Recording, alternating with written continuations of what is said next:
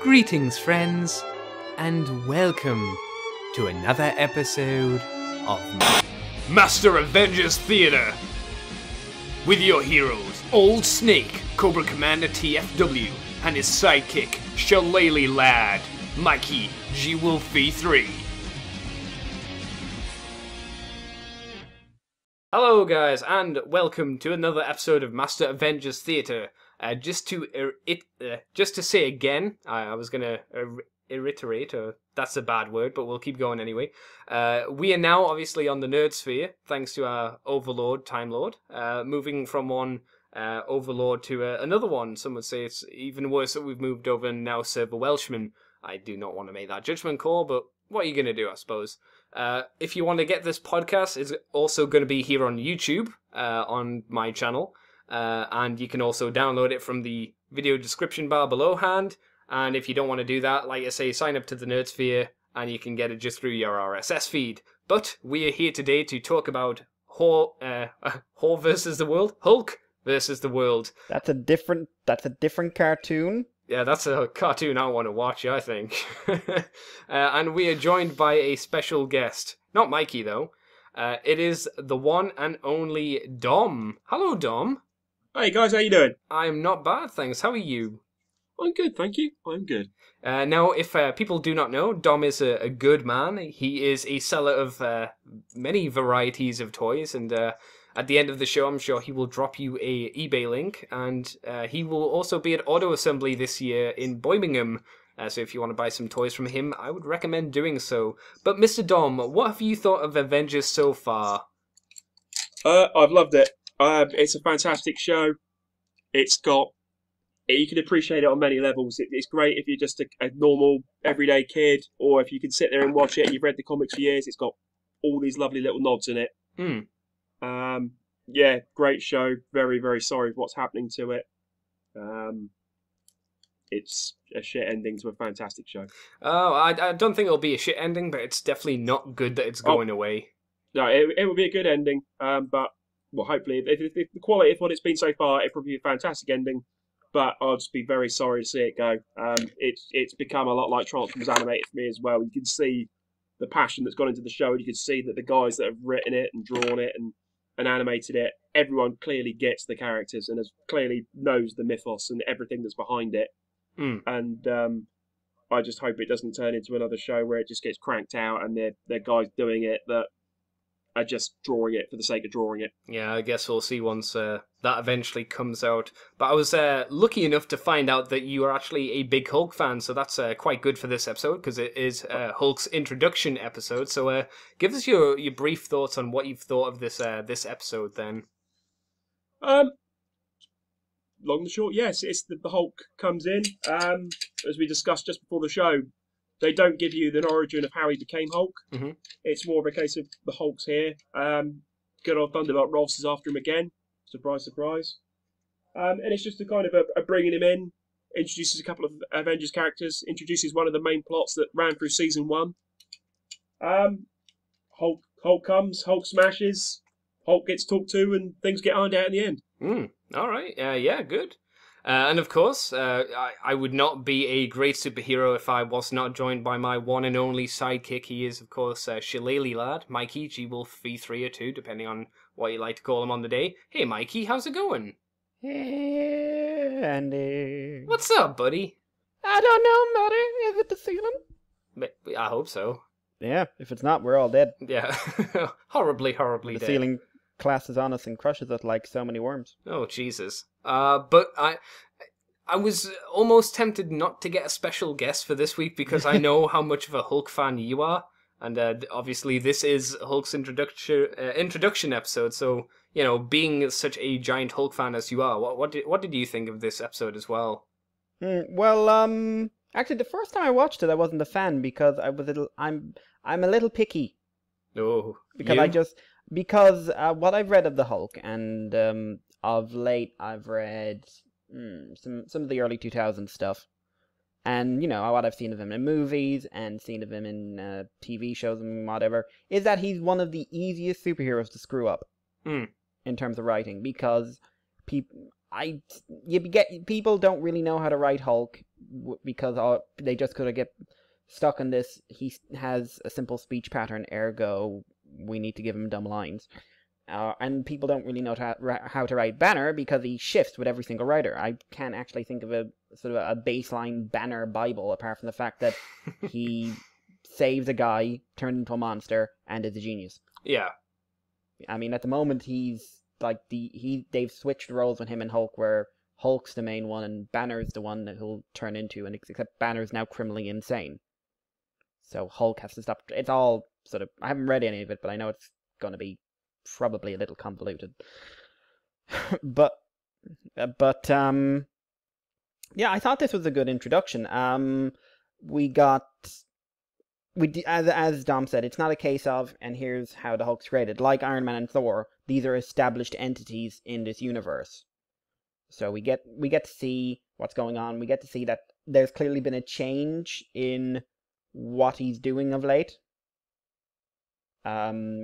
which will be referenced in the review. Mm-hmm. And it's all, I think it was a good, solid introduction. Although I suppose it's not technically the first time we've seen this Hulk. And what you mean? Well, apparently, I don't know if this is the production studios consider this or whether Marvel considers this, but apparently this show is in continuity with Wolverine and the X-Men. Really? There was some talk about it being in continuity with Hulk versus Thor, but that doesn't work from what we've seen in Breakout. No, definitely doesn't work. Does it work with Wolverine and the X-Men? Kind of. I mean, I suppose you could say it's the basic idea that you've got different versions of Hulk. Yeah, I guess. You know, they do mention in season 2 about the idea that when he first showed up, he was grey. Yeah. So you could sort of say the version of him that shows up in Wolverine versus X-Men is the sort of the classic Savage Hulk, and this one is the more modern sort of Green Scar version. Okay. I never actually knew that. That's kind of... Well, that's what I'm told anyway. I don't know. Like I said, I don't know whether production Bibles or anything like that actually have anything in it. So. Yeah, because was Wolverine and the X-Men done by... It wasn't done by Marvel, was it? It was done by whoever owns the X-Men license. No, it was done by Marvel. Really? Oh, yeah, right. It was all Marvel. It got canned after 2 seasons when it was getting good. Oh, but yeah. it was all part of the same thing. Yeah. Oh, how imagine that happening repeat. Again. Age of Apocalypse. Yeah, I know. I was watching that, and I remember getting up to that end, and I just went, "What? What do you mean no more?" Yep. Oh, they love doing this to us. They're like, "Oh, you love this series now, don't you? Now that we're really getting our foot off the ground, fuck you, we'll cancel it." Wankers. Take that, geeks. Yeah, they seem to like doing this to us a lot, I suppose. I pretty much enjoyed this episode myself. It was the first time since the 90s cartoon that I'd watched Hulk, because I hadn't really been enamored too much by the 90s Hulk. I mean, 90s Hulk was okay, but it was very much like Betty and Smash, and that was about all he did. And in this episode, they gave me hints of a bit more of an interesting Hulk, the thinker Hulk, the Hulk that actually can talk a bit more, which is the Hulk that is a lot more, I guess, a lot closer to the comics from what I've heard from people in general, isn't it? I mean, Hulk's in the last 10 years, they've really started trying to move away from the very basic, shouty, Hulk smash Hulk. Yeah. The stuff I was reading, they had it in the 90s, with the Professor Hulk, who was originally supposed to be Banner in control of Hulk, but then they later retconned it, so it's actually another Hulk that thinks it's Banner. What? Yeah. But then they got rid of him, I think, in the Onslaught. Is that his name, Onslaught? Yeah, he was. They got rid of him in the Onslaught storyline. And then in the late 90s, early 2000s, they had the classic Hulk around for a while, and then they started doing this weird thing where it was like Banner and Hulk started to merge, and there was one comic where they really started dealing with this, where some guy, he's kidnapping Banner, and some woman he's fallen for because Betty's dead now again, and he's it's sort of the classic we all want the Hulk for our own reasons kind of story, and he's super powered, but he's dying, and his powers are reducing over time. Like he'll have maybe a week to live or something like that, so he's just going to snap and kill the girl just to piss Bruce off, and sort of so the Hulk can watch her die, kind of thing. And then he changes, and then he starts talking like Venom. Okay. Where he starts going on about how, well, actually, the line is he walks up to the guy, sort of says, "Right, you've got your reasons, explain them." Punches him into the ground and says, "We're a reasonable Colossus," and then pounds him into the ground like a steak and breaks his skull and kills him. Oh, so that's kind how of gone Colossus forwards died. and backwards with him a lot. Yeah, but from then on for a good long while, a couple of years at least, maybe even a bit more than that, they were writing him as either Banner and Hulk were becoming one being, or the Hulk was this was a new intelligent Hulk. They did like a Hulk versus Thing crossover where Hulk has a fit. He really screams, "I am not Banner." So I don't know if it was a writer thing or if it was that's the way the creativity went. And then I think they brought back the Savage Hulk for a bit in the just before the Planet Hulk storyline. Yeah. And then of course we get the Green Scar Hulk, which is the one we've had, the main Hulk since 2006, 2007. Savage Hulk came back for the Red Hulk storyline, for the opening storyline for that, and then the second arc of that. But then he was erased.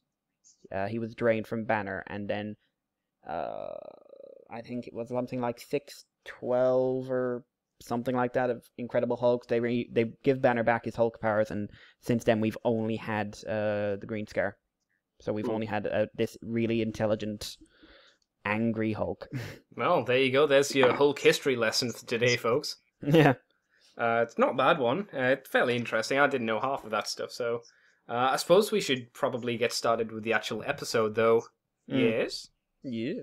Well, okay, we start off pretty much in the Las Vegas or the Nevada desert, whatever you like to call it, as we see Mr. Bruce walking through the desert in a hoodie and cap. And I've been to Vegas, and I would not personally recommend walking with a hoodie, because that place is hella hot. That poor man must be sweating like a motherfucking pig. Yeah, you know it's true. Jeez, I was sweating and I was in like shorts and oh no, I had my jeans on. No, you're not American. He's American. No, I guess. I mean, he He's survived. American, boy. He survived a gamma explosion or gamma radiation, so whatever. I don't know. Him walking up the highway made me think of the ending of the old Hulk show. He just needed to be sticking his thumb out, going do do do do. I don't know. That's just a feeling I got from it. So he reaches Vegas, and he's walking through the lovely casino area with his hoodie, and he sees a police car. He pulls that up because he's like, "Oh, I don't want to be seen by them smelly pigs."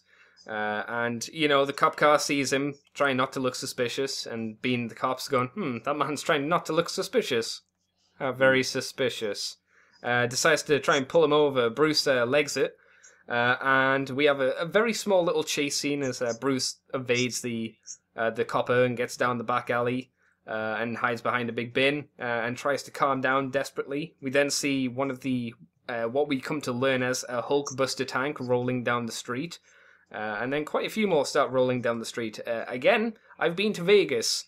It's not that easy to roll down the street that easily. There are one or two cars and a lot of stop signs, so they must have done pretty well getting through that traffic, or maybe they just rolled over the top of them. It would be fantastic if they're going down the road and you just see a stop sign and a red light, and you actually have the tank stopping at the red light, letting traffic go by.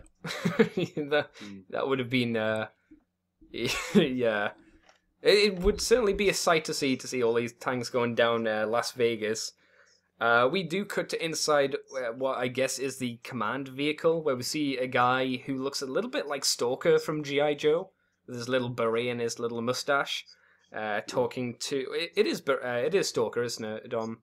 Yeah, there's a few G.I. references in this episode. Yeah, we'll get to... I only recognise one other one, personally, but if you see another one bar Wild Bill, who I'll bring up later, please mention it. Is there any others, or is that about it? That's about it that I know of, but I'm having a watch now again just to make sure. But yeah, this one's definitely Stalker. Okay, cool. Yeah. So we've got Stalker here, and he's talking to who we find out to be General Ross, who's a douche. If you do not know who General Ross is, just to bring it up now, he tells the troops to get Doc Samson to get a cell ready at the cube, and we'll find out what the cube is in a little bit. And they ask the question, well, why is Bruce Banner out in the public, populated area? He's done everything he could to stay away, and, Ross don't care. He don't give a shit. Bruce then is hiding in the alleyway still. He pulls out his laptop and starts having a look through some gamma files, as I called them, because why not? We see some brief shots of the leader, who we've seen in the Thor episode. We see Abomination for the first time, and we see the Absorbing Man for the first time as well, with this lovely egg-shaped head. And his grizzled face, my god. I don't know, the face to me looks a bit like Clancy Brown if you made his head a bit more football-shaped, but that's just me. It shows a little pulse signal as well on a map, and Bruce leaves. Bruce then, as we cook very quickly to, I guess, somewhere outside of Las Vegas, as he arrives at the diner, the Vital Signs. Bruce sits down next to the Absorbing Man and asks, the waitress says, do you want some coffee? And he says, coffee, definitely decaf, or something like that, which I thought was cool. Bruce then starts talking up to the Absorbing Man and says, hey, I'm here to help you, don't worry, I'm not with S.H.I.E.L.D., but I wanna help you. Don't worry, I found you because I'm an expert on these gamma irradiated people and whatnot. And he explains that he wants to find out what's going on in the cube because he assumes that the Absorbing Man's been in there, and he thinks that all of the people at S.H.I.E.L.D. are trying to turn them into weapons, and he doesn't really want that. So we see a quick shot inside the cube, and we see some villains, I guess, from the Hulk series. Now, I only really know a few of these. I know the Absorbing Man, who we see, the Abomination, the Leader. Who else was in there? We saw a few in there, but I can't remember. I don't know who most of them were. There was an electric guy who maybe Sparks. That was Zax. I'd have to double check the rest. Because I did have a look on Wiki, but it didn't mention any of them, just in cameos. I recognize Zax, Vapor, Radiation Man we see later on. Yeah, Radioactive Man, yeah. Radioactive Man. The Skull guy looks familiar, and the other two I don't really recognize. Who's the chick who's made of smoke? Vapor, I think. That's Vapor. Okay. Oh, Living Laser's one of them. Did they? I think we see Living Laser a little bit later on, but no, Yeah. isn't he a tech villain? Yeah, He's a tech villain, but he's in. You see Zax. Maybe it's not Living Laser. No, Okay. I don't think it's Living Laser. You mean the guy who's looking like he's being electrocuted, screaming, made of all energy? No, that's Zax. That's It's Zax. No, one- Living Laser ain't in panel there. after that. It's yeah. I know. I recognize all of them except for that big guy at the back and the fella in front. Is the big guy at the back By Beast? No, he can't be. The head's wrong. No, the guy at the front might be By Beast. Maybe, but I think that his top half of his head's being blocked out by the bar. maybe. Definitely Vapor at the back right. Radiation Man and some Radioactive guy with Man. a skull. Radioactive radiation. I don't care. I He only shows know up in an episode later on to prove a point. I only know it's Radioactive Man because I remember reading him in Warren Ellis's run of Thunderbolts. Well, all I'm going to say is that The Simpsons are clearly copyright infringing. Oh, you clearly. And I'm afraid this Radioactive Man's much cooler. He's also from China. Oh, cool. Yeah, I don't recognize those three. No, I thought you two might know, and you obviously knew a lot more than I I've did. That's for seen sure. that X-ray guy I've seen before. Oh, it's very frustrating. Well, maybe we'll find out later on. But being a bad man, Absorbing Man's like, hey, you'd never asked how I broke out, as he holds up a spoon, which made me think of the Tick. And then he absorbs the spoon, so he's now got spoon-like powers of steel, or whatever they decided to make the spoon out of. And he decides to start slapping Bruce around a bit. And guess what? We see him not take this too well.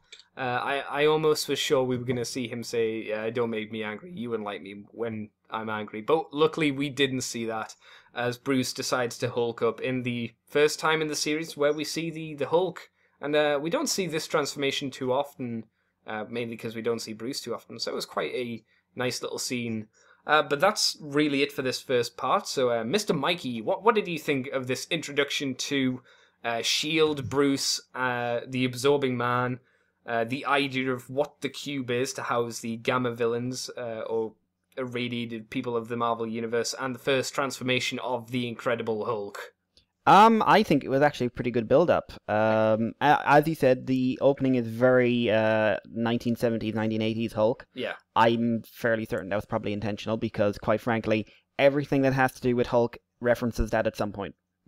Everything. Well. Everything. Yeah. I would love if we could go for if the next Avengers movie did not include Lou Ferrigno or something from that TV series, just to be different. Yeah, that'd be interesting, yeah. I mean, like the Incredible Hulk movie, every second bit of it was a reference to that. But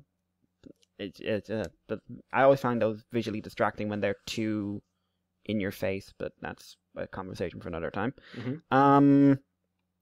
It's a good introduction. It's given the impression that Banner's on the run, which, if you're not familiar with the character, it's always something you want to get a vibe for. Nice, very quick introduction to Ross and the Hulkbusters, which is always fun and is kind of interesting in this case because I don't think we see Ross again until Nightmare in Red. I think you're right. We definitely don't see him until late season 2. Maybe we see him just before Nightmare in Red. I'm not sure. It's a good long time before you'll be seeing him again. So it's got all the classic elements in here, which is good. But as Dom said, it's not the introduction to the Hulk. And I really like that. I really like the fact that something this show is really trying to do is basically assume its audience is a set of intelligent human beings. Mm-hmm. And that if you are watching this, there's a chance you'll know the background of the Hulk. You'll know where Spider-Man and Iron Man and Thor and X-Men and everyone else comes from. So you don't need us to show you the creation of the Hulk. Yeah. Like Justice League, we didn't need to know where every one of those superheroes came from. No. And if you don't know where the Hulk comes from, everything you need to know about the Hulk relevant to this show is in this episode. Yeah. So no one's losing out. I like the choice of the Absorbing Man. I first saw him in one of the 1990s episodes where he was in Vegas. It was in the second season where everything kind of went a little bit crap.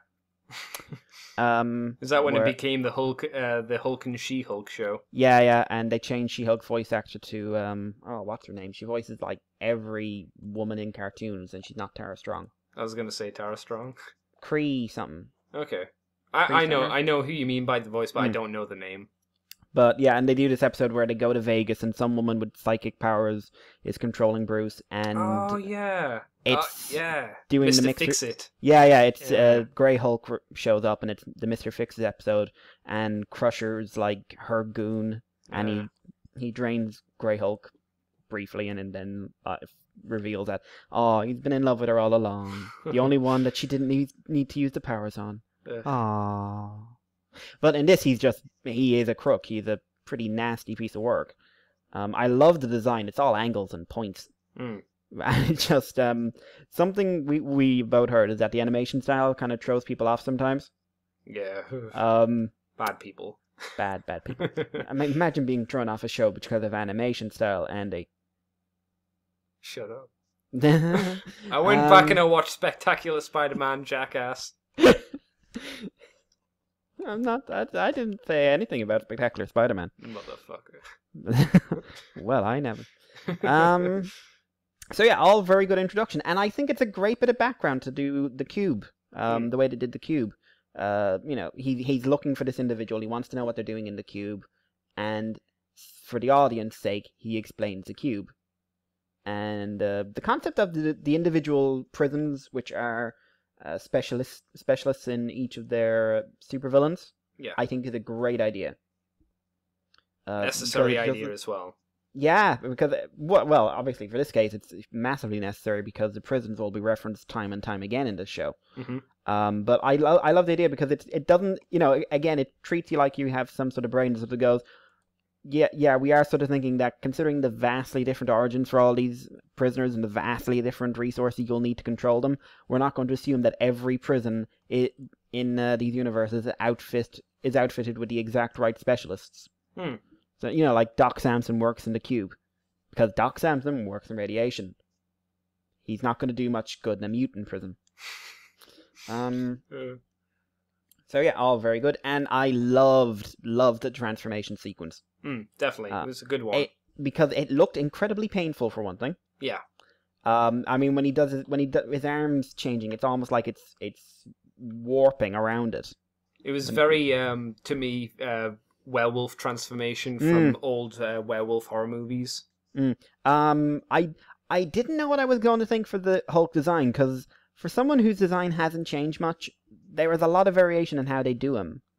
And when we saw that shot where you see his eye and then you zoom down to his face and you can just see the teeth, you don't actually see the facial details. I was really expecting really short hair, kind of squat face, which I wasn't really looking forward to. And then we get this wavy-haired, really angular but quite long facial design, and I was just sort of like, oh, that looks actually pretty damn cool. And then he just turns around and roars at the screen, and I'm just I saw this as a micro episode, and I was just like, yeah, I'm liking this. I'm a like you. I like you. Whereby you're the best of meatables. Awesome. Yeah. So yeah, I really enjoyed this one. What about you, Mr. Dom? Do you have any thoughts on the scene, how it played out, especially the transformation of Bruce Banner into the Hulk? And you were talking to me before we actually started recording a bit about the Absorbing Man. So how do you think he was portrayed as well? Yeah, echo a lot of what Mikey said. I really like the way you see Bruce coming in. They make special thing. You see a little gecko walking across the road, and you actually see him take effort to step over it. Yeah, that's a good point. Yeah, being the anti of what the Hulk would do to smash everything, it paints him as a very meek guy that just wants to be left alone, not hurt anything. Are you saying you would have kicked that gecko, Dom? Maybe a little bit. I might have picked it up and put it in my pocket and taken it home and got stopped at customs. Oh man. What? Yeah, it's say a lot of what Mikey said. Completely agree with. It was nice to see Crusher Creel come in, the Absorbing Man. Say he was an old Thor villain originally, and then he came back and started taking on the Marvel Universe in the 80s, late 80s. And yeah, it was nice not for it to be the leader or the Abomination for once. It was someone who he can actually have some dialogue with, who's not instantly, I'm going to kill you. Yeah. Yeah, again, Absorbing Man, you look at him when he was designed, you can just imagine him at the side of the road on a chain gang digging. Yeah, that's a good point. Yeah, he really does look like a guy. It's because he's in a wife beater as well, which really doesn't help his case. And the stripy prison trousers he's always come with. Yeah, purple trousers as well. It doesn't really offset him too well. Yeah, no, it's not his colour. No. But yeah, really great designs. I like the designs of all the characters on this show. But yeah, they did the Absorbing Man proud. A really good choice. It gave a lot of good dialogue to sort of build up and actually give the show some direction, or the episode some direction more accurately, and a good introduction for the Cube. Yeah, whole transformation, very sort of horror, as he was sort of convulsing. Yeah. Bollocks. Is what I was looking for. And yeah, he just kind of springs out, and luckily again, the bits of his trousers cover up his business parts, don't split. Well, Bruce is a scientist. I'm sure at this point, after so many transformation, I'm sure he developed pants that could stretch. He probably could, but somehow he's managed to sire 2 children, and surely stretching into those pants a few times must have cut off his old boy. Oh, well, it's special Hulk sperm. I don't know. How about that? To be fair, I was always sort of like, you sired 2 children and the women walked afterwards. Well, I know one of them was an alien, but it was still the Hulk. And this is true, yeah. If it's proportionate, she's in trouble. Oh, yeah, actually, when I was thinking about it, she was normal human-sized. Yeah, but she was quite a strong alien. We don't know her mating rituals. Maybe she, her stomach opens up and it's an entire vagina. Maybe. Well, for her sake, I hope so, because what was it? Scars got all her powers and some of the Hulk's, and he still got his head pounded in just from a punch. Just like where Hulk's just like revving up and going, "Hey, baby! Pff, oh, I took out your pelvis and several city blocks." She's going to feel that in the morning. What was the one from the Simpsons where if they're doing the Paul Bunyan story in Marge, and she produces this giant baby. Oh yeah. Well, how you feel, honey? Whiskey, please. Exactly. You need like Gamma KY jelly. Oh, well, that sounds like a product you could try and sell, Dom. I'll see what I can do. I'll see if I get anyone that's willing to test it out for me. That's the shit that you need to try and get to SDCC. I think I'll get a cease and desist from Marvel pretty damn quick. Perhaps, but if you sell it on the side of the road outside of SDCC, you never know. You might get some shifty looks, but Probably. Is this so you can sit across the other side of the road and laugh at me? yeah. Well, you know me a bit too well, I think, Dom.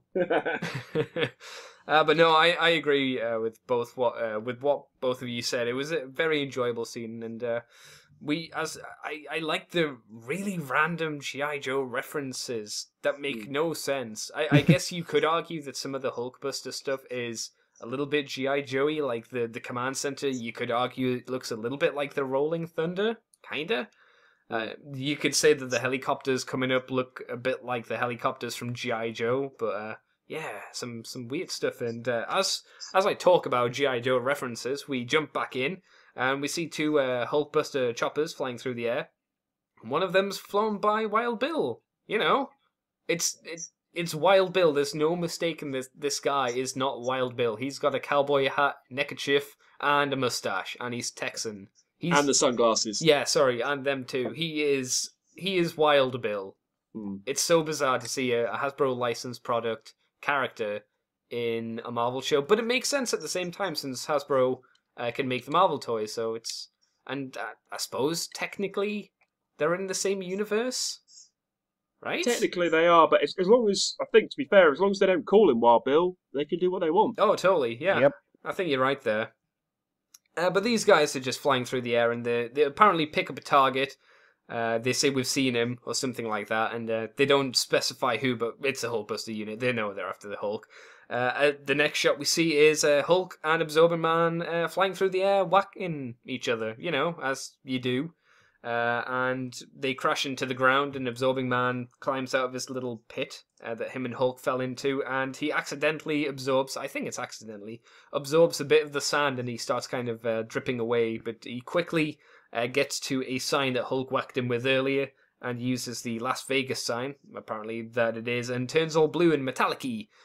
So that's how he absorbs into a new metallic form. I don't know why he got rid of his lovely spoon-shaped powers, but maybe the sign's a little bit more secure than that.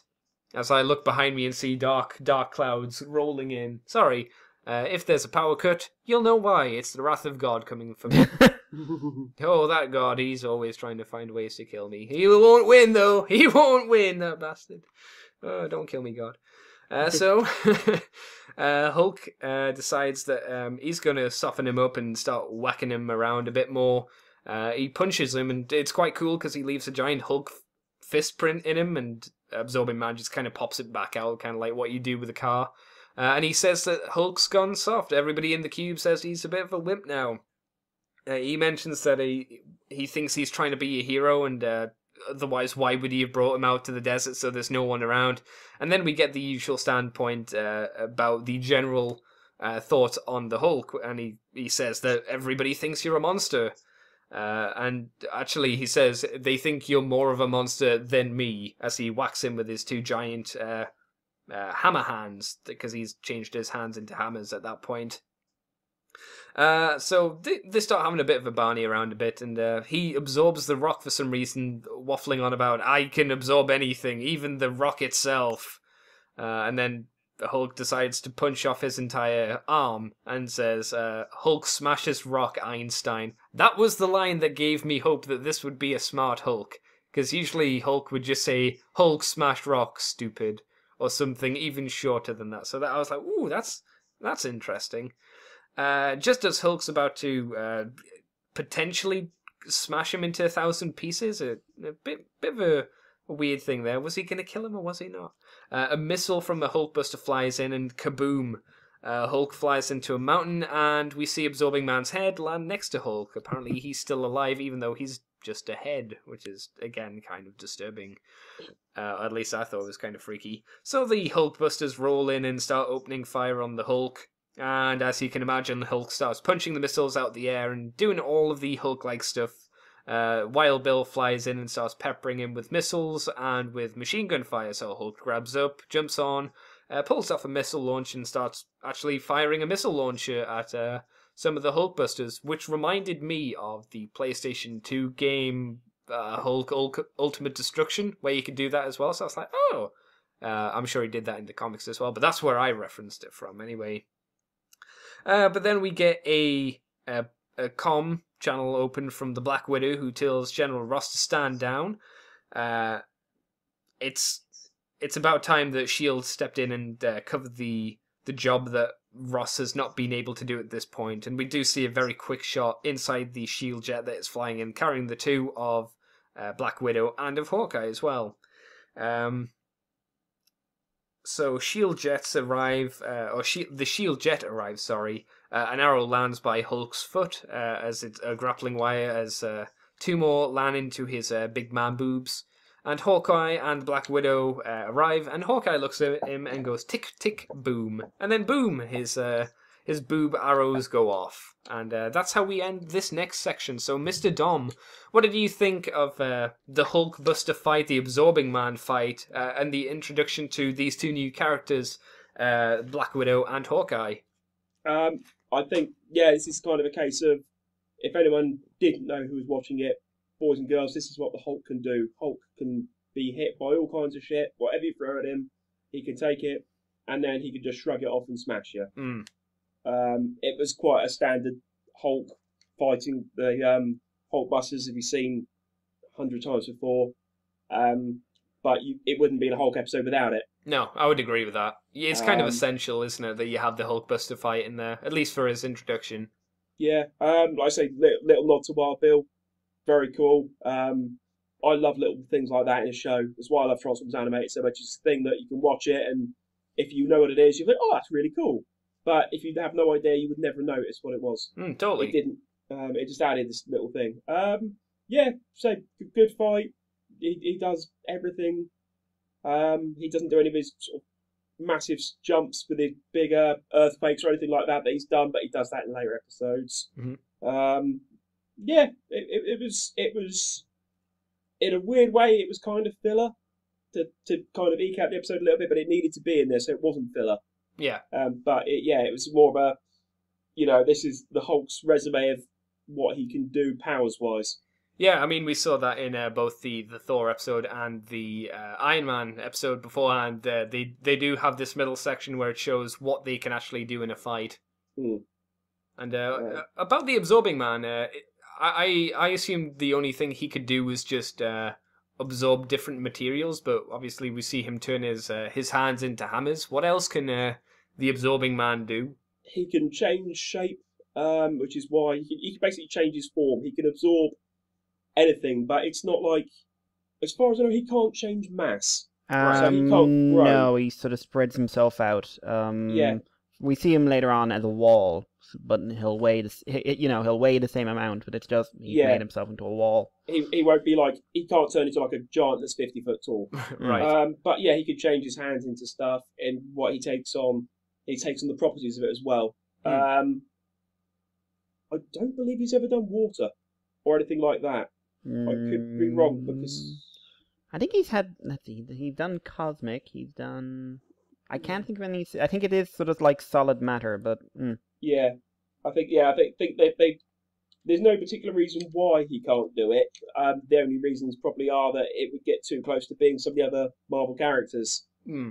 But yeah, he's a good villain. It was more fun to have the Absorbing Man doing the fighting than your standard Abomination or something like that, because you can throw those little bits in there. Yeah.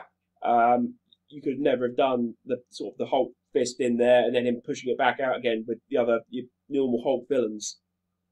But yeah, no, it was just a fun little fight. I wouldn't say it added anything, but I think it was good. Do you think he would have smashed the Absorbing Man if the Hulkbusters hadn't have stepped in? What do you think would have happened if the Hulkbusters hadn't fired that missile? I think, yeah, Absorbing Man would have got it. Do you think he would have died, or do you think Hulk would have just incapacitated him? I would have gone with incapacitated. I don't think they would have killed him off. I think it would have probably been ideal if they could have beat the Absorbing Man into the ground and then them sit down and have a chat. Maybe have some tea and scones. All right, yeah. Very civilized. Very civilized, yeah, like pinky up and everything. All right, yeah. So tell me what goes down in this cube, my good man, and just advance the story that way, like gentlemen, like British gentlemen. Okay, yeah, that would be a very different Hulk, I think. Very civilized Hulk. Yeah, he just seemed like pulling like a picnic hamper out. Yeah. Just sitting there having like pims and sandwiches. What about, do you have anything else you want to say, Mr. Dom, or shall we pass it over to Mikey? I think it's all Mikey now. All right, yeah, go Mikey. What did you think of this little segment? Yeah, I really enjoyed it. It's, you really did just have to have one section of it with just about a massive fight. Because it's a Hulk, and people like to see Hulk smash stuff. I think it was really well handled. Again, it sort of introduces you to some of the changes they made for this universe, that when Absorbing Man is pointing out that they're saying you're going soft, that, beforehand you'd have just punched me out into the diner and let everyone die, and now you're walking off into the desert so that no one gets hurt, you trying to be some sort of hero. Which I thought was really, really nice. It's sort of, like I said, if it's the same Hulk we've seen in Wolverine vs. X-Men, it's nice to see, like, it's a development. Now you got a more intelligent Hulk who wants to be something better. Yeah. I quite like that. I did like they think you're more of a monster than me line. Yeah, he delivered, whoever the voice actor was for Absorbing Man. Same guy who does Thor. Oh, really? He did. He delivered that really well. I know his name begins with an R, but I cannot think for the life of me what it is. Yeah, really, really well done. And I think that was actually a really good line to throw in there, because again, if you're not up on everything, it's a great introduction that Hulk is hated and feared throughout the world. That was always one of the big things that interests me in the character is, it was the concept that the world hates him, but he's not a bad person. He's never been a bad person. He's got issues, but it's always this person who ultimately always wanted to do good, but a lot of people view him as nothing but a monster. That was I actually character-wise, I've always preferred Hulk over Banner. And I did love it after Creel goes, you're more of a monster than me. He just catches a fist and he just goes, oh, you've made him mad. He squished his hand like a tin can. Yeah, and then he just beat the crap out of him. Yeah. And then you get the fantastic moment, best moment of the episode. Just like, I can absorb rock. I smash rock, dumbass. Yeah. And that, like you said, that was a moment where you sort of looked up and said, hang on a second. Yeah. You said Einstein. And then you pinned him to the ground when he said, you can't do this to me, and you just said, watch me. Yeah. Just like, you've changed Hulk from dumb, haven't you? And I actually think he probably would have pounded him into the ground like a steak. Oh, okay. And well, apparently Absorbing Man can survive as only a head, which did surprise me. You're assuming he'd have a head left? Well, it's just a little tiny head that was bouncing around there.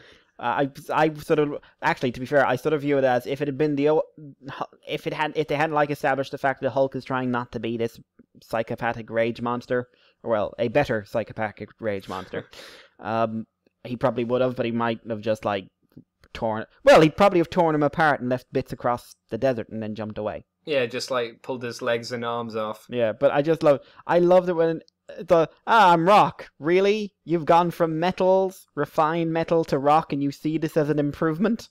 Yeah, I think that was a good characterization that Absorbing Man may be a fairly dangerous opponent, but he's not a smart one. No, he's not. Really nice stuff in the fight with the Hulkbusters. Again, for the intelligent Hulk moments, we've got him picking up a rocket launcher, figuring out how to use it, and firing it. Yeah. Yeah. That was just cool. Has he done that in comics beforehand? Or, I don't know. I don't honestly know, but it's not something you'd usually see in the TV shows or something. He'd sort of, if it was something like that, it would be like he accidentally figured out what it did. yeah, usually if I remember, in the '90s show, the closest he came was he'd rip off a missile and just kind of throw it. A little less complicated than firing a missile launcher. Yeah. So yeah, really, really good. Poor old Wild Bill. Not really what you want to see jumping at you from a dust cloud. Oh God, no.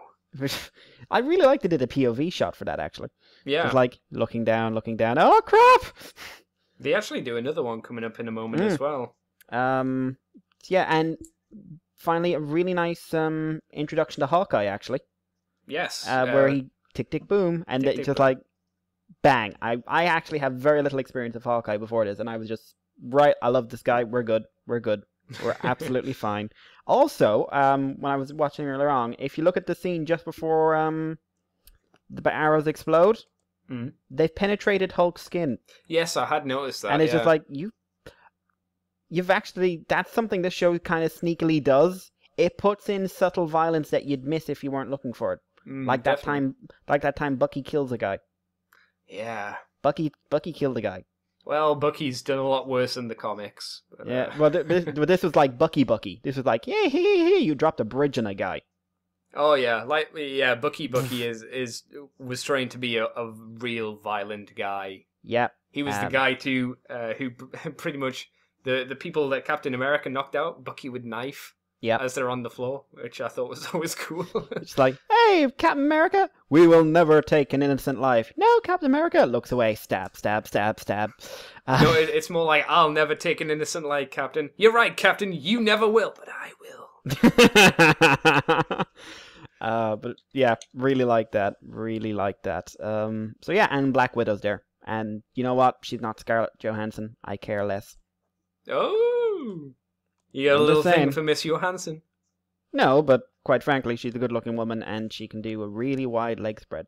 Yeah, I did actually see the Iron Man 2 movie yesterday, and wow, they really dye her hair ginger for Avengers. She has quite darkly coloured hair, which I completely forgot, and she just gingers up for the Avengers film and looks much more attractive. Yep. I think, to be fair, nobody looks at her hair. Well, that's true. What did anyone see that there was this kind of meme going around a while ago, where it was Nick Fury. Nick Fury sort of looking at her, going, "Well, we've got Iron Man, we've got this God guy. There's this Bruce Banner man who gets really, really strong, and so why do we want you?" Switches to a picture of Black Widow with her top open, and she's doing the sort of the landing spread. Because I land like this and pose like this. And just Nick lifts up the other eye patch, and he's got his eye, and he says, "Yeah, you can come in." Yeah, fair comment. It looks good. Yeah, definitely. Oh man. But yeah, I suppose we'll move on to this next segment. Actually, Andy, you didn't tell us what you think. Well, I thought it was good as well. You guys pretty much cover it. I've noticed that when I ask my guest what they think, it usually covers up most of my thoughts for the most part. You need to get someone in who hates the show, and then get them to comment on something. There's not many people that hate the show. Only bad people hate the show. People who I don't care for. I said it. But yeah, no, I enjoyed it for what it was. It was an enjoyable fight scene. I did like the design of the Hulkbuster tanks as well. Look completely stupid. Like, it looks like you could knock those tanks over really easily, and they would be out of commission. Like, you just push them over from the side and they're useless. They're great. Completely stupid design, but I like it. But we pick up right after the explosion's gone off. And, Hawkeye and Black Widow look like they're like, "Hey, we've won!" That was easy. And we just see Hulk through the smoke, kind of... it's like, "You better run, you've made me angry," or something like that, which I liked quite a bit. So then Hawkeye and Black Widow start attacking him, and Black Widow's got her weird little machine gun hands, and she's not hurting him, she's just like annoying him, like shooting him in the face and in the back and whatnot. And Hawkeye is running around him, letting rip with a ton of arrows. We get a net arrow, an electric arrow, and then we get an ice arrow, so he freezes up. It's like, boom, stupid arrows. You're just making Hulk mad. So he fires another one, and then boom, it's a flash one, and kind of a flash explosion. As they continue to run around and start peppering him and just irritating him more than anything else. General Ross basically complains that, the Hulk is his and S.H.I.E.L.D. shouldn't be doing this, and Widows again mentions that, hey, you've had long enough, Ross. You guys just suck. We're here to do this, don't worry about it. So he then looks at Stalker, sorry, and basically says, open fire. And he's like, but this is S.H.I.E.L.D. agent, sir. I said open fire, soldier. And he goes, okay. So he fires a missile from, as I mentioned, what looks like the Rolling Thunder. As Hulk's blinded, he grabs Hawkeye by the head. Not like the scruff of the neck, just the head. And picks him up, which must really suck, I would imagine. Because he's still blinded at this point. Hulk regains his sight, sees the missile, and then decides to charge and jump in front of the missile. Which is, they don't actually mention that was another point that he saved their life. But we do get onto another point which they do reference on to show he's not a monster. As Hulk is thrown back from the explosion into a rock formation, as we'll call it, and the shield jet is right next to this rock formation. It starts to collapse, and Hawkeye says, get out of the way, and I think that's meant to be Mockingbird? Think so. Yeah? Would you agree, Dom? Possibly. Yeah, I wasn't entirely sure. I thought it might I've never be. thought of that, to be fair. It may be. I will give you the benefit of the doubt. Yeah. Possibly. I thought that because I think the next time we see Mockingbird, obviously Hawkeye mentions that she's up and about or something like that. So I was like, well, maybe that's her. She's blonde, they're blonde, whatever. Either way, the ship starts going down, and the Hulk jumps in and stops the ship from basically smashing into the ground. For the second time, Hulk has saved somebody's life because he had the option to run away at this point. And to not save him, but he did. So he puts the ship down, and is zapped in the back by the Black Widow. And finally, the Hulk is put out of commission for the moment. We then see that they have taken him to the cube, and we see Hawkeye goes past a load more villains. Before that, we see Hulk and the Absorbing Man being taken. Somehow the Absorbing Man's all back together and in one piece in one of these stasis pods, which we come to see later on in the series as well. And then we get a shot of Hawkeye walking through the cube on the way to see Bruce, and we see a couple more villains. So I question you both. Who are these villains? We see the Abomination again, and we see Zaz again. We see the Vapor Chick. We see a dude with two faces. Who's the dude with two faces? That's By-Beast. By-Beast. Who is By-Beast? By-Beast is an early Hulk villain who's supposed to have he's basically just superpowers. Is he an android? I don't think he's an android. No, he was an experiment that went wrong. He's an experiment that went awry. Who'd have thunk it? Who'd have thunk it? Yeah, but he's I think he was one of the earlier ones, and he doesn't get used much anymore. No, he's an old kind of. I think a lot of the guys that do this are into the Marvel sort of pre-90s stuff. Oh, definitely, Jimmy motherfucking Woo. Oh, Jimmy Woo. No, tell a lie. I've just double checked. He was an android. Ah. I thought he was done by. Yeah, he was created by AIM by MODOK. I remember that bit, but yeah, he was an android. I'm guessing they probably just put him in here because he was a Hulk villain. And, unless, like you said, unless you're a big Marvel fan, he looks like a Gamma creature, so... Well, to be fair, they seem to have made the Wrecking Crew Gamma mutants in this, so... Yeah. Sort of, yeah. I mean, it's not entirely clear. In fact, yeah. Absorbing Man's not a Gamma mutant, is he? Well, he gets put in here. No, he is a Gamma mutant because that's how Banner found him. He found him. Yeah, no, I mean originally. No, in the original, no, he's not. How's he get his powers done in the comics? He has it's Loki. Oh, Loki gives him the powers. Yeah, Loki gives him the powers. He gives him like a potion. Yes, because he's magic, isn't he? Yeah, and then he kind of goes in and he's basically sent to take out Thor. So he's a Thor villain for ages, and he's just come on then to be like a bruiser. He starts taking on Hulk, and then he goes on to take on. It's really during the Secret Wars that he came out to do other stuff. Oh, right, okay. But yeah, first and foremost, he was against Thor. Hmm.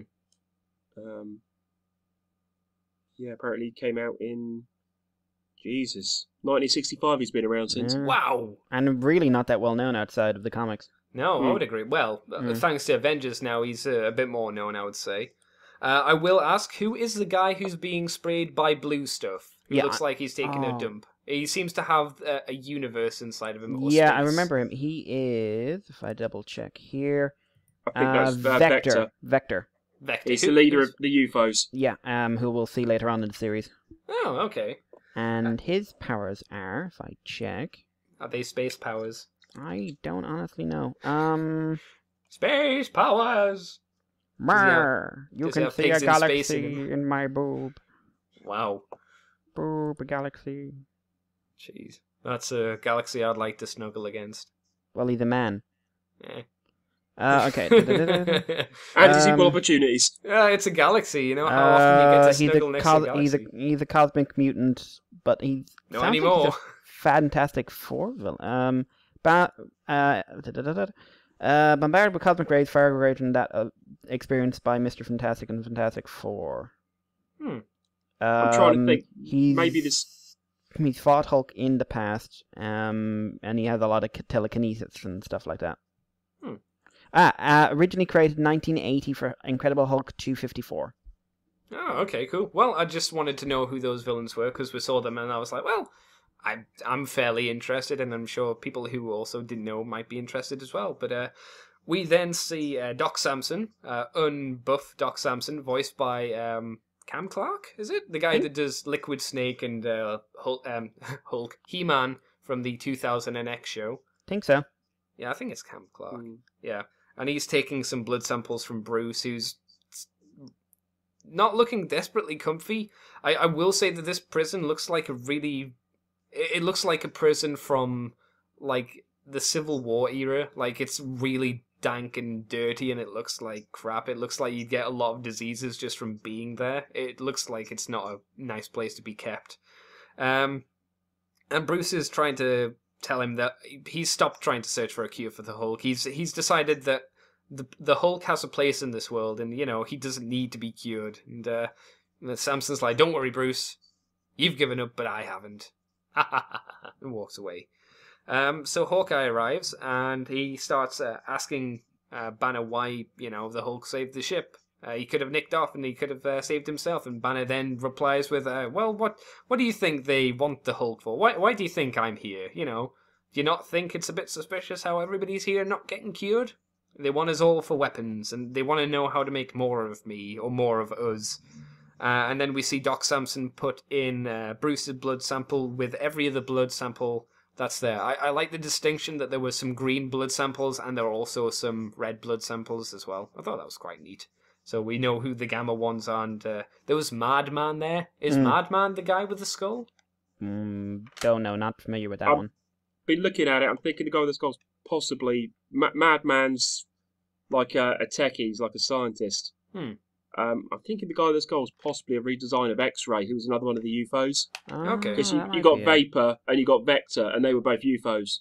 And I was looking at, like... Yes, and he shows up with the UFOs later on, doesn't he? Yeah, I've just been looking at it thinking, it is possibly a redesign of X-Ray that just doesn't look anything like the classic X-Ray. People, tell us with your words. Tell us with your words if we're right. For those who know, of course, I'm sure if McFeely listens to this, or more likely he will listen to this, Turnbull and and Startup, I would hope. But that is pretty much this little section done with. So I asked Dom last time. So, Mr. Mikey, what did you think of this little section of the introduction to the cube? Obviously, the capture of the Hulk showing he is a bro to humanity, and obviously this small plethora of even more villains that we've seen. Yeah, I thought it was really well handled. Great introduction to Hawkeye. great. He's sarcastic, he's cheeky, and it's everything I come to love about this version of Hawkeye, all encapsulated into a couple of minutes. Yes. Had you seen Hawkeye beforehand? You said you hadn't, had you? The only experience I'd had with him before was in the Iron Man cartoon in the 90s, where he was Yeah. just sort of like, I am Hawkeye. I'm Don't a dick, basically. Yeah, and I don't like you or your friends. I'm Yeah, gone. I think he was a dick in the really crappy Avengers show from the late 90s as well. All I remember from that is that introduced me to Vision. Yeah, that's all I remembered as well. I remember that was an awful show. It was made him out like Hot Shot from Armada. Yeah. Oh God. Does Matt has Hawkeye that on have DVD? any jam? Oh God. Sorry though, Mikey. Keep going. Yeah, and again, I really liked what they did with him later on in the section where it's the other side of Hawkeye. They actually quite moral. I've got a very distinct sense of right and wrong, and I follow orders, but I don't follow them blindly. Which it's going to be a huge plot point in his case later on in the show. So I was just really, really glad to see how well he was written in this little section, because the rest of the show really belongs to Hawkeye. Oh, definitely, yeah. Hulk's bits come to an end really in this section, but I think they were quite well handled. I quite like the fight with him in Black Widow and Hawkeye, because it was very much they can irritate him, and that's really what they're trying to do. They're playing it was almost like they're playing the version until they get an opportunity where they can actually do something. Instead of like I took the fight more as Hulk's a little tired from fighting the Absorbing Man and then fighting the Hulkbusters. They're trying to just run him out of juice. Like, you know, when you've ran for like 20 minutes or something, and then someone goes, "Do you want to play a football match?" And then someone goes, "Do you want to play tennis afterwards?" It's like, I don't want to play fucking tennis. I'm tired. I didn't see it like that, because I don't think Hulk gets tired. I don't actually think he's physically capable of being tired. True, but he did look a little bit weary after he saved that plane. Well, I kind of put that down as he just started to calm down. Okay. Which is my explaining the little bit of plot convenience where Black Widow takes him out with her electric lovey things. Okay, yeah, that sounds believable. Because it's a little bit of plot convenience because he just shoulder butted a rocket. To be blunt, and all it did was give him a mild shake, and he went, "I'm fine, I'm good." But yeah, that sounds a bit more believable. So yeah, it's basically how I make that scene work, because otherwise it's a little bit irritating, because it's just you built him up like this, and now it's slight plot convenience. But I did like how they handled the Hulk is a bro kind of thing, because he grabs Hawkeye by the head. It's just like, is he going to try and crush his skull? Because he could. Yeah. And it's just like, rocket. Black Widow's looking at it. I thought, is she going to like dodge out of the way and have it hit Hulk? Hulk just sort of look, oh, for Christ's sake. Good God, you people, and just dives at it, and it was great. And then he caught the shield. I loved how they built up to him catching the shield jet. Yeah. Just looks out, clear all the way, all you have to do is jump, and he's just like, God damn it. You know what they needed? They needed like little rabbits and rainbows and flowers that way, and like a storm cloud and like evil cactus in the other direction. Yeah. Oh, and just like large, naked, attractive Hulk women. Yeah. It's like, come to us, but you'll have to leave them to die. But come to us, God damn it, damn my morals. Yeah. So it was a nice little scene. Nice to see Ross basically told where to get stuffed, because he's a bastard and always has been. Yeah. And then we go to the cube. We're introduced to it. It's a strange design. Yeah. How much? I mean, is it mostly underground, or is it just that they got like an impressionist artist in to design it? It has to be underground, because there's no way that you could, from the design of the inside, there's no way you could have that look like that. I suppose as well from Banner Cell, the light's coming from above. I guess, because like, yeah, that shape. Yeah. It's like, how does that stand up and not fall over? Yeah. Especially when breakout happens. Yeah, and it was great to see all the little villains, because like I said, there's plenty in there I'm not familiar with, because I'm better with the more modern era stuff. But it is just nice to see these guys clearly have done their research and said, screw it, we've got plenty we can do. We don't have to fall back on the same 5 guys all the time like every other show does. Poke. Yep. And then you get Banner's sort of the revelation of Banner in this show is that this isn't going to be about him trying to get rid of the Hulk. Which is also a nice change. Yeah, he's reached out to the Hulk, and they've come to an understanding, which will go to a whole new level when we get to Breakout. So I really like that, and I like Samson's reaction to that is, oh, clearly Bruce has just given up. No, he didn't say that. He didn't say that at all. He said he's come to an understanding. Silly science, man. So yeah, really nice all in all. Really, really enjoyed it. As kind of an encapsulation of what they want to do with Hulk in this show, this segment alone is perfect. Is that all you have to say then, Mr. Mikey? Yep. Mr. Dom, give us your thoughts on the Cube and, well, everything else that we've seen up to this point. I think it's good they point out why the Hulk's walking away from everything. It's not a case of he is deliberately trying to avoid, but they're pointing out why he's doing it. It's not just a case of like he's being your standard runaway kind of guy. He's trying to get out of everyone's way, A, because he doesn't want to hurt anyone, and B, because he knows that everyone's not after him just to kill him. They're after him to basically make more of him. Yeah. That's been a plot point for a lot of Hulk stuff in the past. Yes, good to see him sort of the look of just like, right, okay, you guys think I'm the animal here, but yet I'm the one saving all your asses. I'm saving you from yourselves. It was a great setup for Hawkeye and Black Widow. They come in, it shows kind of where Thunderbolt Ross sits in the hierarchy and quite how big S.H.I.E.L.D. is for obviously people who don't know the background of S.H.I.E.L.D. It kind of says like, right, okay, you've got the army and these guys can just come in and tell the army to basically butt out. And they've got the power to do so. Yeah, that's a good point, because we've seen S.H.I.E.L.D. beforehand, but we haven't really seen them pull rank over, like you say, a general. That really does establish how high up, like you said, they are in the political structure of the military forces. Yeah, completely. So they are. It's kind of we are the top dogs. Yeah. They are the A-team. I like that, the A-team. But yeah, no, it takes you. It sets up a lot of how the season's going to go in a way. Obviously, this is building into which is when you start seeing the main guys of the team coming together. It expands from here. Going into the Cube, obviously they took him down. It showed that the Hulk could have killed them at any point and didn't. The Hulk's not trying to be a bastard to anyone. He just wants to be left alone so he doesn't hurt anyone and nobody can make more of him. That is his biggest fear. He doesn't want to be like the next nuclear bomb. Yeah. Love the Cube bit. The Cube, the design of the Cube. Perhaps that's how they need to have the Feng Shui working. Yeah. Is that what the Cube looks like in the comics? It's been through so many different designs. Of course. I don't even know if the Cube still exists in the comics. The last time they had the raft. Okay. Did they stick him in the Cube for the Red Hulk storyline?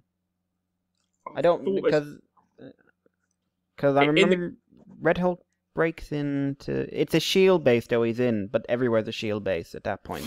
Because it's during Iron Man's, I am head of S.H.I.E.L.D., ergo I rule the world. Top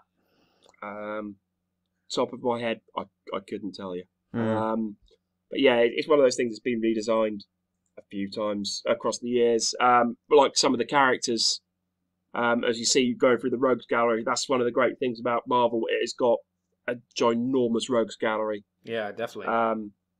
Of so many people with so much unexplained backstory. But yeah, it's great to see the UFOs. They didn't go obscure. Apart from that guy who may or may not be X-Ray. But yeah, you get to see Bi-Beast and Abomination and the leader. I don't know, I think Bi-Beast is pretty damn obscure from the sounds of things.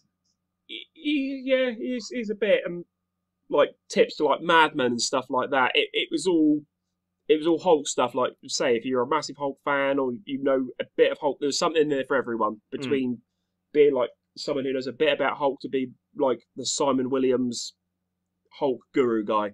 Yeah. It was really good. Say it's just a case of like, and then to say Hawkeye was discussing it, and it was like, yeah, I'm an agent of Shield, but it sets up going forward that he is a soldier. He does follow orders, but he is his own man as well, and that will sort of flow through the rest of the season. Definitely. Yeah, again, I've got to agree with you guys. I would have liked to have seen perhaps Gargoyle in one of the prison cells, just to the reference to the 90s show, because I always remember Gargoyle. He is... Is he... He's not in this show, is he? No, I haven't seen him anyway, because in the 90s he was always the leader's kind of kicking boy. Yeah. Which I always liked. I mean, it was Gargoyle, you know. Yes, my leader. Yeah, you pompous, overgrown buffoon. What was that, Gargoyle? Nothing, my lord. Yes. I liked him. Oh, it was a silly story. But we'll move on to the last section, and in keeping with the previous two episodes of, obviously, that we've talked about on Master Avengers Theatre, we have the third act as the changing of what the rest of it was about. The first two acts were about the one specific character, and then the third act has been about something completely different. Obviously, in Iron Man, the third act, well, maybe a bit more than the third act for Iron Man, but that was about S.H.I.E.L.D. In Thor, the third act was about Loki and his diabolical schemes, and in this one, it's about Hawkeye and the Black Widow. So we cut to nighttime outside of the cube, where Hawkeye is leaving Banner's cell, and he notices Black Widow having a stroll through, just having a stroll through the cube. He notices she goes into a room. He must know that the blood samples are there, I'm guessing, because we as an audience see her take the Hulk's blood sample and leave. And Hawkeye is a bit like, "Hey, Natasha, what are you doing?" So he tries to hack into her transmissions, and he starts going through all of these passwords. He's like, "Well, Hawkeye?" And it's like, "Nope." I think he maybe wanted it to be Hawkeye, maybe a little too much. He was really gagging for it, I think. So he finds the latest transmission, which shows her talking to a Hydra agent. No one specific, it's just a generic Hydra agent about going to a specific location at some point in this evening with the Hulk blood samples. So he decides to follow Natasha on his little weird Hawkeye hover bike thingy to the drop-off site, where obviously there are a couple of Hydra goons there. So he steps up and he says, "Why, Natasha, why you betrayed us like this?" And then she does something kind of bizarre, which the first time I saw it anyway, I was really confused. She then asks him, "Yeah, Hawkeye, why did you betray us? Why did you betray S.H.I.E.L.D.? Was it the money? Was it the power? Why did you do it, Hawkeye? Why did you betray us to Hydra?" And I was just like, "What the F? What's going on? You're the traitor, stupid." So Hawkeye is, as I was, hella confused. As she herself takes out the poor two Hydra goons who, probably didn't know what the hell was going on either. As the shield carrier flies in, and Natasha pins everything on him and says he's a double agent, and he's like, "Oh, you gotta be shitting me." So all of these shield agents fly down in the little weird jetpacks and, start attacking Hawkeye, and Hawkeye starts showing off why he's a cool marksman, shooting the guns out of their hands and probably breaking a few bones while he's at it, I would imagine. He's not looking, as Natasha again KOs him in a very similar style to how she knocked out the Hulk as well, which I thought was weird. Maybe a nice nod to the last micro episode, as these are all micro episodes if we'd forgotten. And he is taken, apparently, Widow says to take him to the vault, which we'll then see him later in Breakout. And she mentions that she'll handle the Hydra goons, and as everybody goes off, she calls someone. It's just a Hydra person, I assume, because it never says anyone specifically, and says they need to find a new drop-off point. But she's able to convince S.H.I.E.L.D. that she's not a traitor by handing them a traitor herself. And the moon in the background, typically looking all giant and anime-esque, turns into a big Hydra symbol, and she says, "Hail Hydra!" And that is pretty much the end of the episode. Not a huge little segment there, but there was a nice little bit of fighting and set up for a couple more characters. So Dom, what did you think to the end of this episode? Give us your thoughts, if you would, as well. of the overall episode of what you thought of it as a whole, and then a mark out of 10. Okay, say this is one of the plots that runs through the first season. What happens to Hawkeye and the Black Widow and the trials and tribulations thereof. Can't really comment much on it without spoiling it. Yeah. Yeah, it's, to be fair, Hawkeye should have known. As we all know, it's a woman's prerogative to change her mind at any point. Oh. This podcast does not support the idea of Storm, but they do not deny them either. Yeah, she's obviously, this is a thing that happened in the comics as well. Mm-hmm. It gives a little bit more. It's going to flesh out the story of Black Widow and Hawkeye. Hawkeye's not always the easiest character to put flesh on. He's a great character. He's a kick-ass bowman, but his backstory of how he doesn't have any powers. He's just a great shot. Unless he's Goliath. Hey, that's an old storyline. This is true. He's got pin particles. Oh yeah. He's dressed up like a bondage king. Yeah. Jesus. But yeah, it just gives a little bit more, because obviously Hawkeye doesn't really have an origin story. The origin stories are all based around the big three. Yeah. Oh, big four, sorry. And like these two are like the ones on the back. Yeah, so it will take you, gives a bit more about who the Black Widow is, what she's up to, and where she's going to go this season. It shows like Hawkeye's, obviously, he's not the most trusting character, both in this and in the comics. He's always been I'll see what everyone else is up to kind of guy. Yeah, so it takes you through it. Obviously, you could kind of see, you didn't know how that was going to play out. You knew somehow Natasha wasn't going to be found out that early because it would be a bit too throwaway. She was going to double cross him. I would like to say I probably didn't see that coming.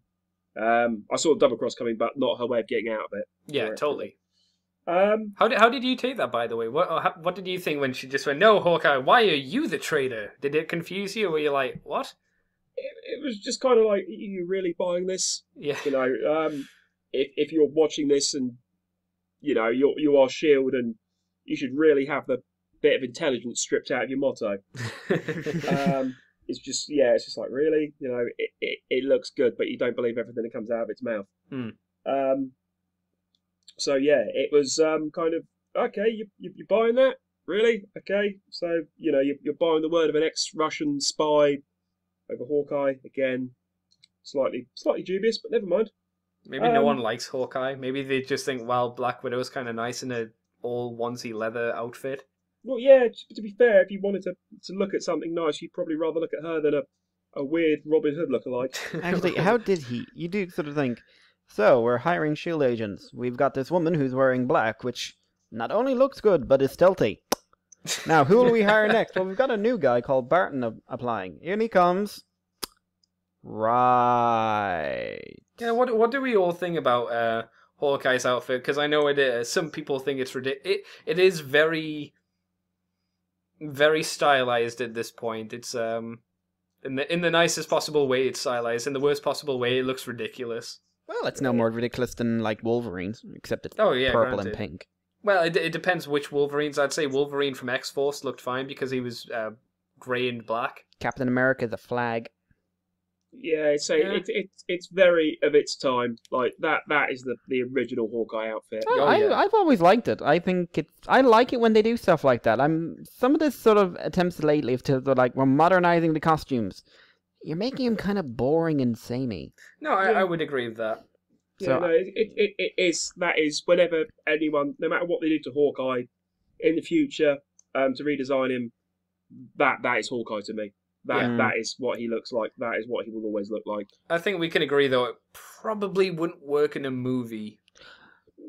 Captain America probably worked, not. And that was one I didn't think was going to work at all. Some of it worked. I wasn't a huge fan of some of the Captain America stuff. I think it needed the wings to be physical objects rather than just painted on the side of his head. Perhaps it would have helped. The World War II outfit, I thought, worked a lot better. I didn't actually like that one much. Well, you're stupid, so... Well, you're what do you think?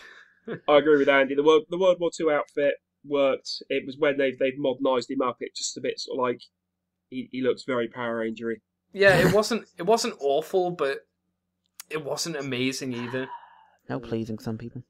Well, I wasn't saying it's stupid, but Anyway, sorry, Dom. Go ahead. Interrupting you there. Where were we? So yeah, and yeah, again, Hydra, big villains throughout. Have always been great Avengers villains. Does the Widow work for them? Does she not? Whose side is she on? The questions keep coming.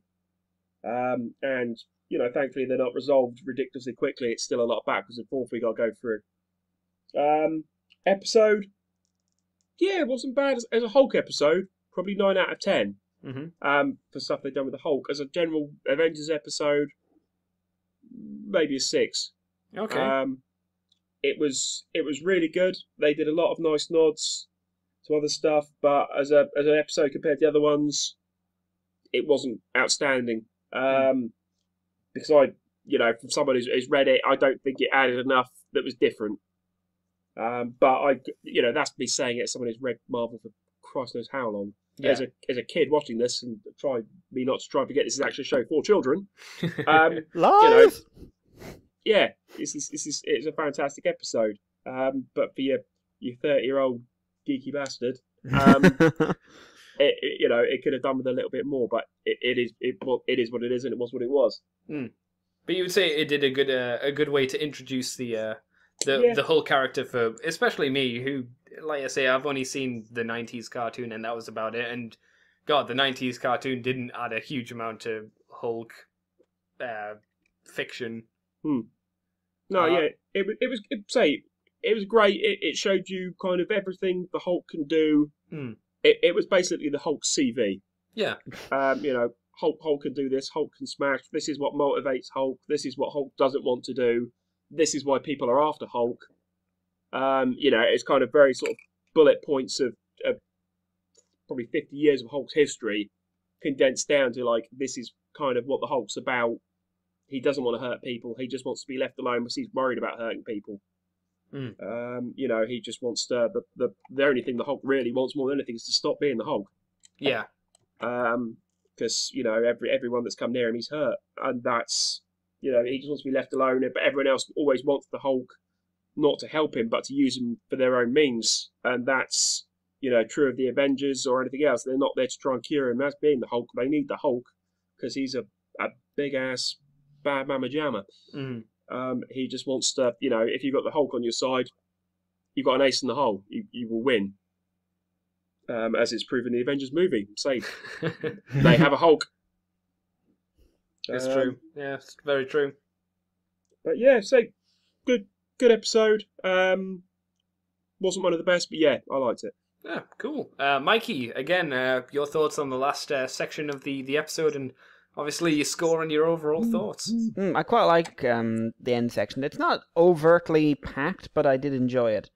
I did get a real giggle when Spider, Hourglass, Clint? Please let it be. Oh, and he looked so sad when it wasn't Clint. Yeah, he was really, really jazzed for it to be Clint. The Red Room reference I didn't actually get. No, Dom, do you know anything about the Red Room? No. Is that something about? Maybe something to do with Natasha's life before she came over to America and started working for Shield. I guess. Maybe it's where she did Bucky. Who knows? Because she's done Bucky before. Yeah, she does. They've been doing it throughout time.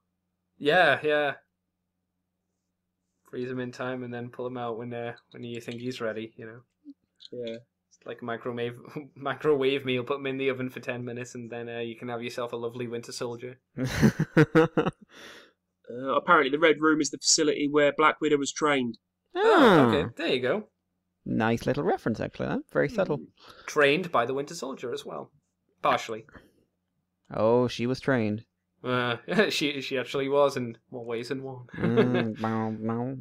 Go, Bucky. Yeah. Bucky hit that. Oh yeah. Yeah, so the actual I didn't see the ending coming, to be honest. I kind of thought it would be she'd get away, and it was like Clint's story would be she's sent by S.H.I.E.L.D. to hunt her down. And I didn't expect it to be he'd catch her, and her response would be to blame him for everything, and then shoot 2 Hydra guys in the face. Yeah. So I did surprise me with that. Yeah, and it was. I think this is really my big introduction to Hydra as well. I've got no real experience of them beyond Avengers, apart from like Red Skull created Hydra because he's a nut job. So yeah, but overall this section is the quietest, but that's not bad. You get a nice little bit of character moments for Hawkeye. You get the setup for a lot of later episodes with him and Black Widow. Plus, you get the setup for a storyline that's going to be in the background for most of the series, but won't be finished until very late in season 2. Yeah, this is true. Which is the Hulk sample of blood.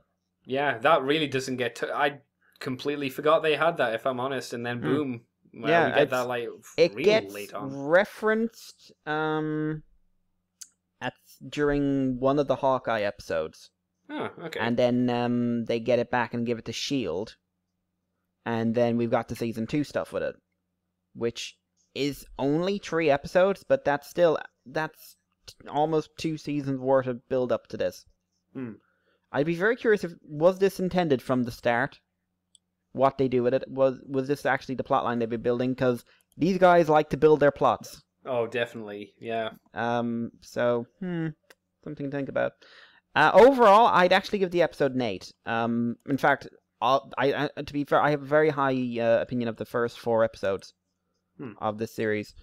They really set things up very, very well. It's as Dom says, it covers pretty much everything to do with Hulk.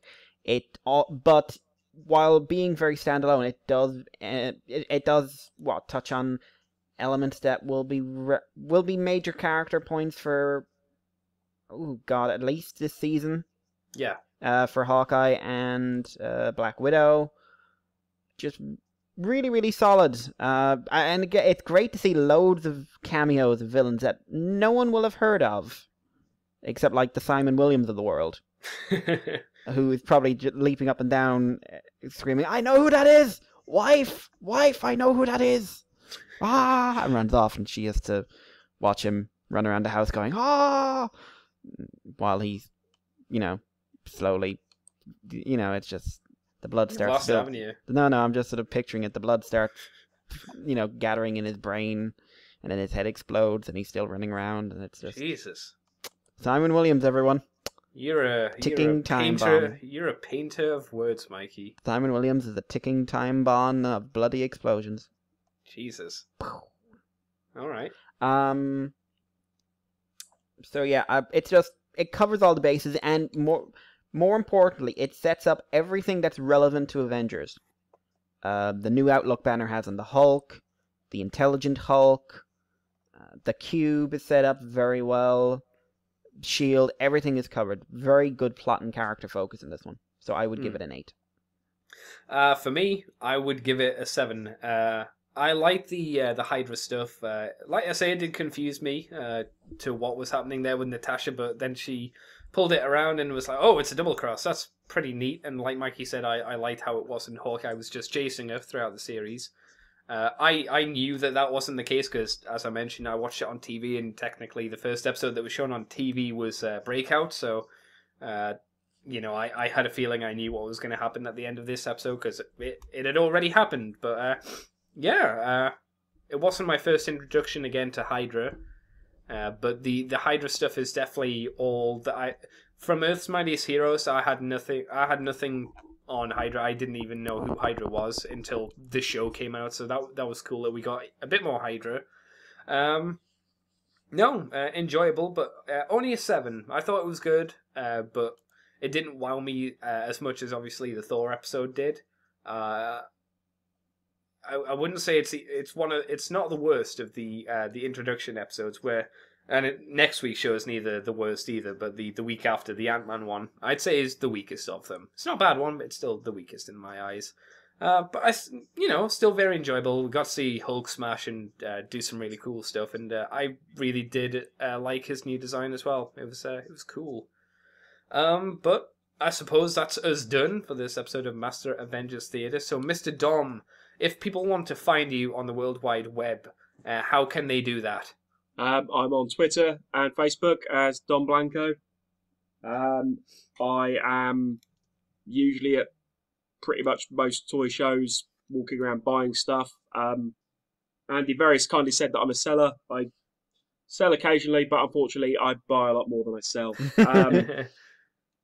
I love gassing about toys, so if anyone wants to chat about anything, or anyone's got some weird, obscure piece of plastic crap that they've got no idea what it is, unfortunately, my magical gift appears to be that I know what it is.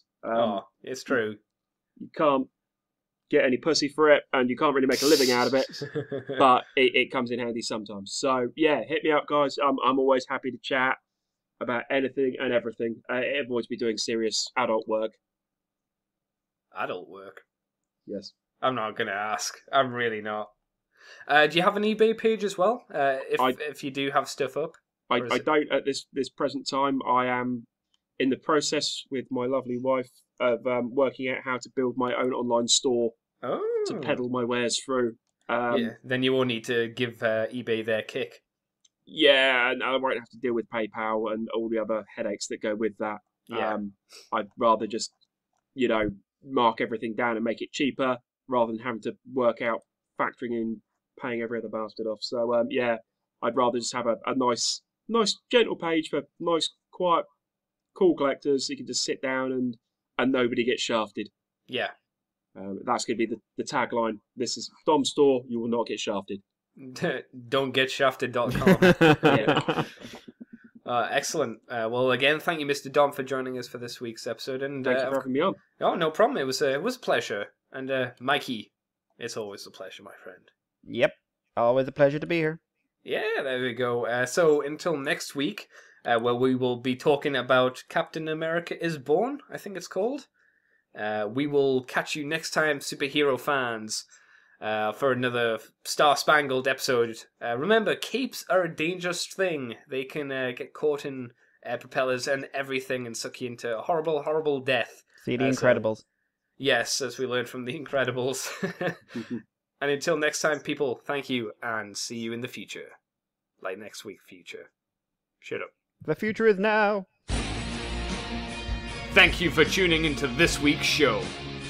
With your heroes, Old Snake, Cobra Commander TFW, and his sidekick, Shillelagh Lad, Mikey G. Wolfie 3. Remember, tune in next week. Until then, have a pleasant evening.